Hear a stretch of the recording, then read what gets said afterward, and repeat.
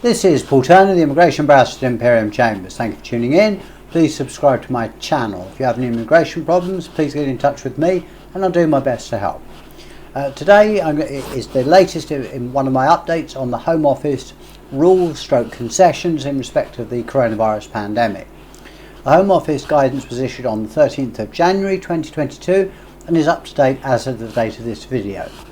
The Home Office predictably is now expecting people to return home, even though there are still such a large number of people being infected with COVID, which seems somewhat harsh to me, and I can empathise with them because I've just recovered from it. Indeed, the Home Office says you are expected to take all reasonable steps to leave the UK where it is possible to do so, or to apply to regularise your status in the UK.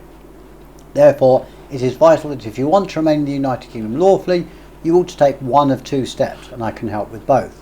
First, make an application for leave to remain in the UK. There are some concessions, I will come to earnings etc, but this should be done quickly before these concessions are withdrawn. Secondly, apply for what the Home Office calls exceptional assurance if your visa expires before the 31st of January 2022. Applying for an application is fairly straightforward, or can be. However, applying for exceptional assurance can be more complicated, as you will need to show that you cannot return, and this will require proof, more than just saying you can't go back.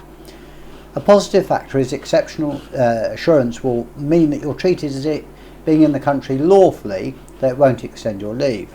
A negative factor is that if you had exceptional assurance for a period in the past, you've got to reapply for it again. Turning to the positive aspect of the guidance or the concessions, if you've applied for leave to remain in the United Kingdom as a student or as a type of worker, you can commence your work or studies whilst the application is being considered, so you don't have to hang around. There is still good news for overstayers if your visa expired between January 2020 and August 2020. There will be no future adverse immigration consequences if you didn't apply to extend during that time, which will obviously be relevant to, say, applying for ILR. However, if you have not applied to regularise your status or submitted a request for exceptional assurance, the Home Office expects you to leave. There's another concession which relates to indefinite leave to remain for those people that have been outside the UK for more than 2 years. Normally, your indefinite leave to remain ILR or indefinite leave to enter would lapse if you were absent from the UK for over 2 years. However, if your indefinite leave to remain or enter expired after the 24th of January 2020 and you were unable to return to the UK because of travel restrictions, you can apply under the returning resident scheme.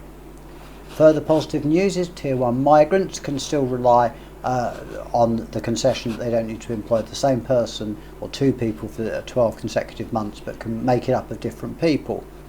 Again, the Home Office have continued with the start-up concession, so that if your business has been disrupted due to the pandemic, you can apply for an additional period of 12 months leave. However, in respect of this, it is important to note that applications for an additional leave as a start-up migrant under these arrangements or concessions will not be accepted after the 30th of September this year. Turning to NHS workers whose visas expire between April 2021 and September 2021, they can apply for a free extension. However, if you haven't applied, you're going to need to pay for the extension.